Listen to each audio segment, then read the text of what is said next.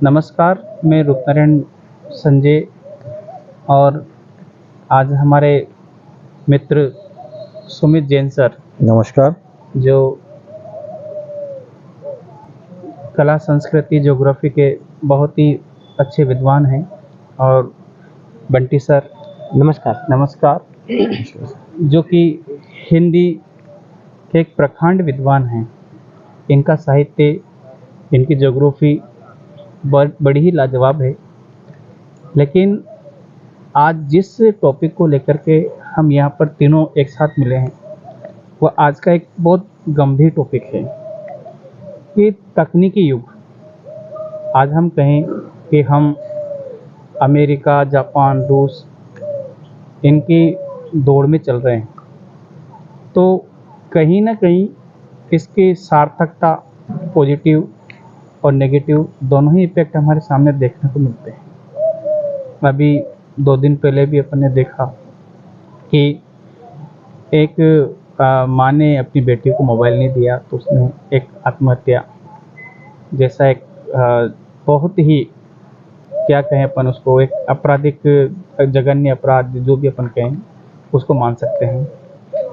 तो सुमित सर, मेरा आपसे एक प्रश्न है साहब कि जो मोबाइल है तो ये अपने समाज के लिए किस तरह से उपयोगी बना हुआ है। संचार एक क्रांति है, उसकी सार्थकता क्या है?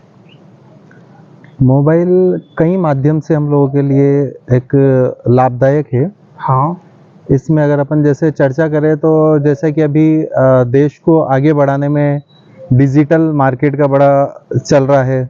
तो कोई भी मार्केट से संबंधित, व्यापार से संबंधित डिजिटल रूप में काम कर सकता है। बिल्कुल कर सकते हैं। इससे हमारे जो है पेपर की बचत होती है। आजकल हर चीज को प्रिंट करने की आवश्यकता नहीं रही। बिल्कुल। तो उससे फायदा होता है कि हमारे जो है वो पेड़ भी बच रहे हैं।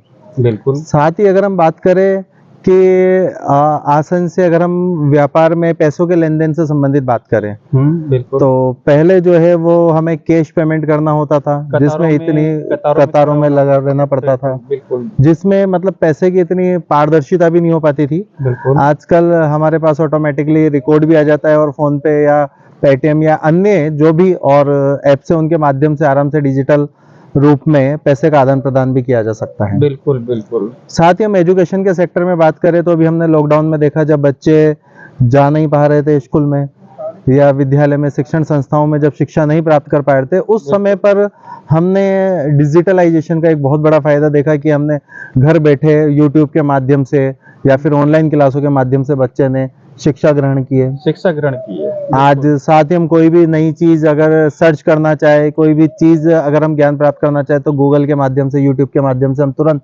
मिनटों में नई से नई चीज को हम प्राप्त कर सकते हैं। कोई भी करंट का माध्यम या करंट का डेटा अगर हम लेना चाहे तो यूट्यूब के माध्यम से या फिर गूगल के माध्यम से हम आसानी से प्राप्त कर सकते हैं। तो कई तरीके से अगर हम देखें तो यूट्यूब या अपन देखें कि डिजिटल का अपने आप में एक बहुत बड़ा महत्व होता है। बिल्कुल। और इसी के आधार पर डिजिटलाइजेशन को हम किसी घटना को लेकर, मैं यूं नहीं कह रहा कि ये छोटी घटना अपने आप में एक बहुत बड़ी घटना है, बहुत बड़ी घटना है साहब। लेकिन अगर अपन यूं समझे कि एक इस घटना के आधार पर हम डिजिटलाइजेशन को नकार दे तो वो अपने आप में मेरे विचार से न्यायोचित नहीं होगा। बिल्कुल। तो इसकी जो सार्थकता है, उपयोगिता है जो आपने सिद्ध की है, यानी आधुनिक भारत के लिए संचार की क्रांति का होना बहुत ही एक सुखद एहसास है। बिल्कुल। लेकिन हर चीज के सुमित सर 2 पहलू होते हैं।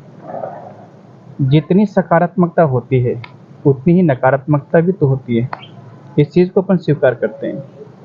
तो मैं जानना चाहूंगा बंटी सर से कि बंटी सर, आप इस मोबाइल को, लैपटॉप को एक इसके दुष्परिणाम क्या क्या हो सकते हैं बच्चों के लिए और आने वाले समय के लिए, इस पे अपना क्या विचार प्रकट करना चाहोगे आप? सर, मेरा तो विचार ये है कि हर चीज़ के 2 पहलू हैं। बिल्कुल। और 2 पहलू हैं, हमेशा से ही 2 पहलू रहे। 2 पहलू रहे। 2 पहलू रहे हैं। हमने क्या खो दिया इस संचार क्रांति के आने से? हमने क्या क्या चीजें खो दी? इस मोबाइल से बच्चों का जो खेलना था, जो प्रकृति से जो जुड़ाव था, आज केवल वो समाप्त हो गया।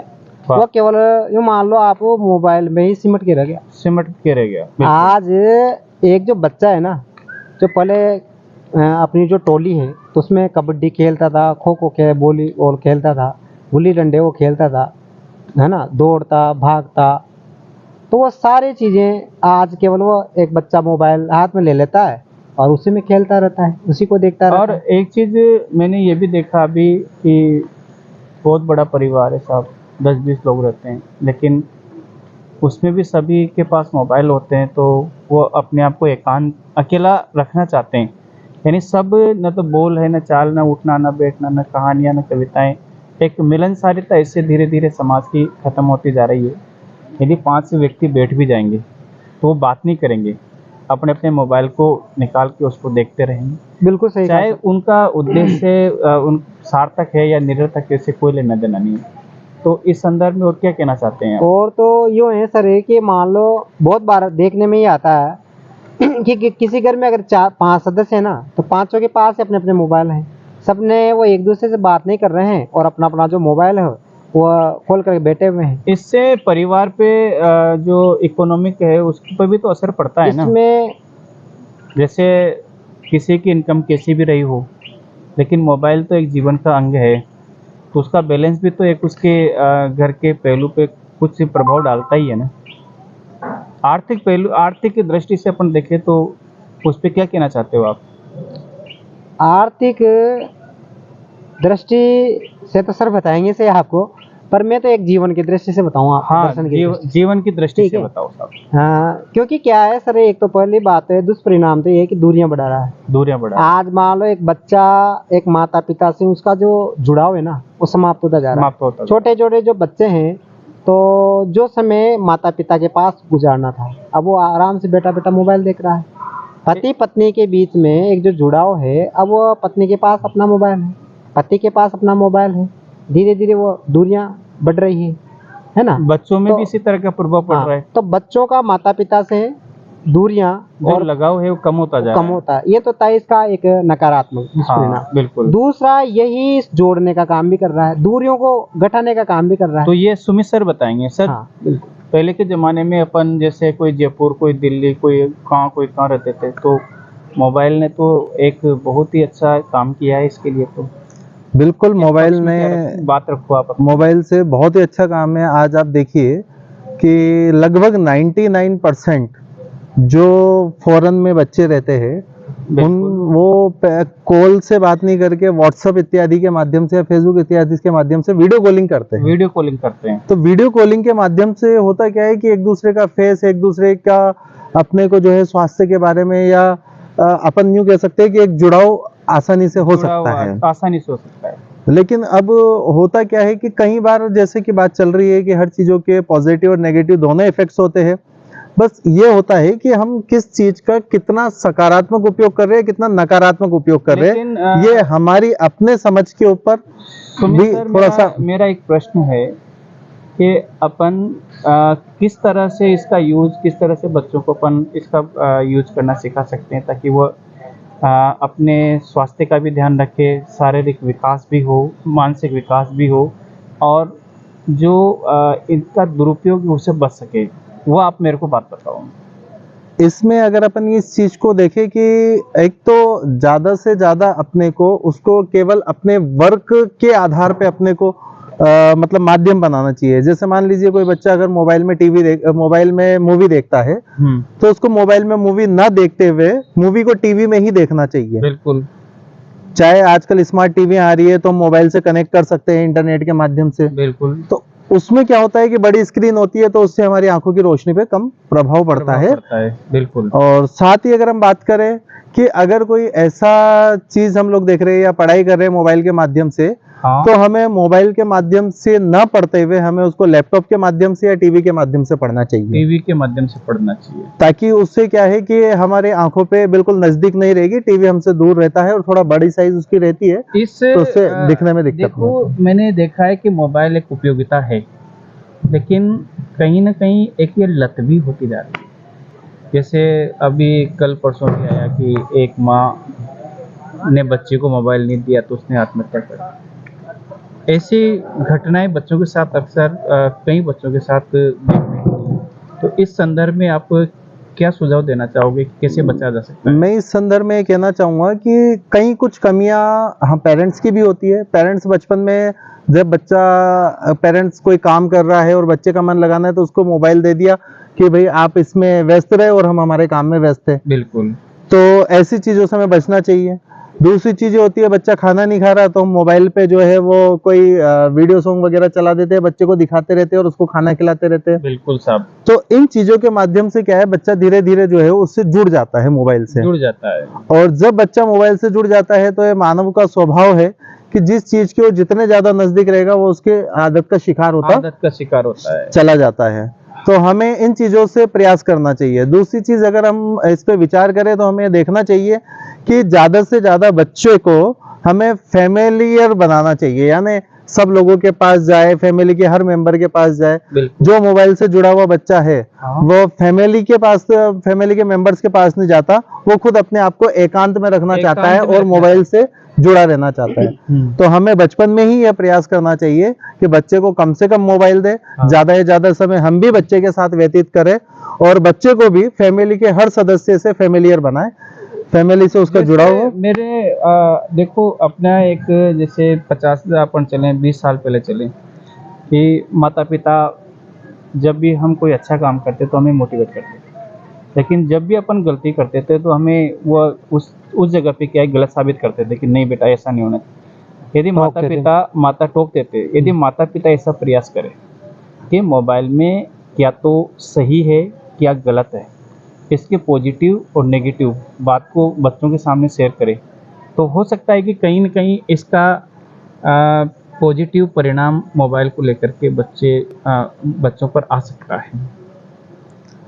हमें भी थोड़ा सा, मेरा मानना है कि हमें भी थोड़ा सा इसमें बच्चों के लिए टाइम बाउंडेशन करनी चाहिए, क्योंकि बच्चा जो है वो अगर बच्चे की उम्र 4-5 साल के आसपास तक है तो उसको डायरेक्टली तो मोबाइल देना ही नहीं चाहिए, नहीं देना चाहिए बिल्कुल, कि हम उसके हाथ में मोबाइल दे रहे हैं या फिर डायरेक्टली वो मोबाइल देख रहा है, तो ऐसा नहीं करना चाहिए हमें।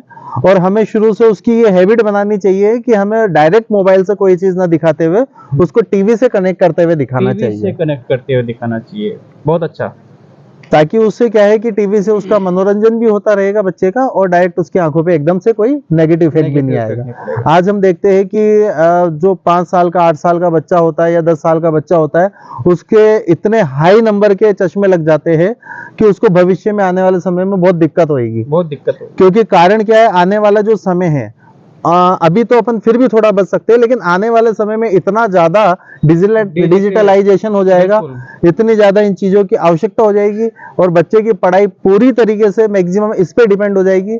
तो आने वाले समय में उसकी आंखों पे अगर अभी से इफेक्ट रहेगा तो बहुत ज्यादा हमारे लिए परेशानी का कारण बन सकता है। तो बंटी सर इस पर और कुछ? मेरा तो ये मानना है सर कि पहली बात तो है, जैसे कि इंग्लिश में कहावत है कि idle mind is devil show, खाली दिमाग शैतान का घर। आज जब मान लो जो बच्चा है एक 4 दीवारी में वो कैद है, कमरे में कैद है, कौन दिखता है उसको माता पिता दिखते हैं, बहन भाई, या फिर मोबाइल ही नजर आता है, खेलने की जगह नहीं।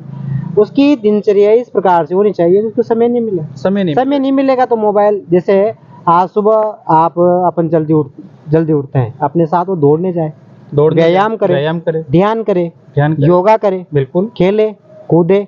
अब फिर बच्चा है ना, बच्चे का लेकिन वो तब करेगा ना जब उनके माता पिता इतने माता पिता को सक्रिय करना पड़ेगा। और दूसरी चीज ये है कि बच्चे से हम 5 साल के 7 साल के 8 साल के बच्चे से इस चीज की अपेक्षा थोड़ी कम कर सकते हैं। अगर यही बच्चा 15 साल का है तो हम ये मान सकते हैं कि वो माता पिता के साथ घूमने जा सकता है। जैसे मेरा बच्चा है 4 से 5 साल उसकी उम्र है, अब मान लो जैसे या तो फिर मोबाइल देख लो, अब मैं जैसे पार्क में जा रहा हूँ, घूमने जा रहा हूँ, तो तुरंत उसे मुंह से बोला भाई तैयार हो जा बेटा घूमने चलेंगे, तो वो है ना साथ हो जाता है, बिल्कुल। और वहाँ उसका और इंटरेस्ट हो, जैसे वहाँ पर झूले लगे हुए हैं तो झूलों में झूलता रहता है, उसके साथ हम दौड़ लगाते हैं तो वो भी दौड़ लगाता है। लेकिन वो दर्शन तो आपने कराया ना पार्क के झूले के, यदि आप उसको नहीं कराते तो शायद वो बच्चा कभी इंटरेस्ट नहीं लेता इन चीजों में। तो ये क्या है सर, ये जो क्रिया है ना, तो थोड़ा सा इधर ध्यान देना पड़ेगा। सर्वांगीण विकास करना पड़ेगा बच्चे, सर्वांगीण विकास, प्रकृति से जोड़ना पड़ेगा बच्चे को। और प्रकृति जब से वो जोड़ना। प्रकृति से जुड़ जाएगा ना, तो ये जो कृत्रिमता है ना मोबाइल की, इस कृत्रिमता से छोड़ने की आवश्यकता नहीं पड़ेगी, ऑटोमेटिक छूटा ही हुआ है, समय कहाँ बच रहा है उसके पास। बिल्कुल बिल्कुल। विद्यालय में समय व्यतीत कर रहा है, 6 से 7 घंटे विद्यालय में पढ़ रहा है, सुबह सुबह आप उसको घुमाने ले जा रहे हो, है ना, बिल्कुल। और शाम को कुछ समय आप उसका जो होमवर्क है वो करवा रहे हो, तो समय ही ना मिले बच्चे को। ये है सर। तो ठीक है, आज हमने सुमित सर के साथ, बंटी सर के साथ मोबाइल के अच्छे और बुरे परिणामों के बारे में जाना, और ये भी आपको बताने का प्रयास किया कि किस तरह से यदि पेरेंट्स जागरूक होंगे तो बच्चे मोबाइल का, समय का सदुपयोग कर सकेंगे, अपना स्वास्थ्य का ध्यान रख सकेंगे, और उनकी एक खेलने कूदने की जो उम्र है, उनका बचपन है, उस बचपन की जो सार्थकता है वो उनके लिए काम उपयुक्त हो सकेगी। तो इतना ही कहेंगे। ठीक है सुमित सर, बंटी सर।